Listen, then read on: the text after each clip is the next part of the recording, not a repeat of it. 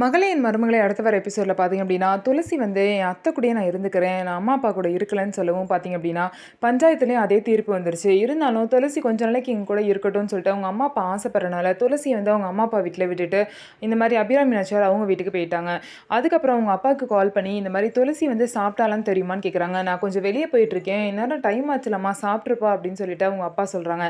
நீங்கள் ஒன்றும் இந்த மாதிரி அனுமானத்துலலாம் சொல்ல வேணாம், அவள் சாப்பிட்டாலா இல்லையான்னு எனக்கு இப்பயே தெரியணும் அப்படின்னு சொல்லவும் அவங்க அப்பா டேரெக்டாக வீட்டுக்கே போய் பார்த்தீங்கன்னா துளசி கிட்ட ஃபோனை கொடுக்குறாங்க. துளசி பார்த்தீங்க அப்படின்னா நான் இன்னும் சாப்பிடல அத்தை, இனிமேல் தான் சாப்பிடணும், நீங்கள் சாப்பிட்டீங்களா அப்படின்னு சொல்லிட்டு கேட்குறாங்க. அவங்களும் இன்னும் சாப்பிடல அப்படின்னு சொல்லவும் நீங்கள் இன்னும் சாப்பிட்டுட்டு மாத்திரை போட்டிருக்கணும்ல, ஏன் இன்னும் சாப்பிடாம இருக்கீங்க அப்படின்னு சொல்லிட்டு துளசி வந்து கேட்குறாங்க. நீங்கள் சாப்பிட்டீங்கன்னு தெரிஞ்சால் தான் நான் இங்கே சாப்பிட முடியும் அப்படின்னு சொல்லிட்டு துளசி சொல்கிறாங்க. இவ்வளோ பாசமாக ஒரு மருமக இருக்காளே அப்படின்னு சொல்லிட்டு அவங்க மாமியார் வந்து அவங்கள நினச்சி பெருமைப்படுறாங்க.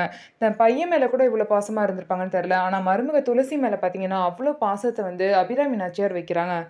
அதே மாதிரி தான் துளசியும் இவங்க மேலே பாசமாக இருக்காங்க. ஸோ ஆனால் இவங்க 2 பேரையும் பிரிக்கணும் அப்படின்னு சொல்லிட்டு நிறைய பேர் பிளான் பண்ணுறாங்க. ஸோ என்ன நடக்க போகுது, இவங்க 2 பேரும் சேர்ந்து இருப்பாங்களா அப்படிங்கிறத வெயிட் பண்ணி பார்க்கலாம். நம்ம வீடியோ உங்களுக்கு பிடிச்சிருந்தா நம்ம வீடியோவை லைக் பண்ணிக்கோங்க. மறக்காமல் நம்மளோட சேனலை சப்ஸ்கிரைப் பண்ணிவிட்டு பாருங்கள்.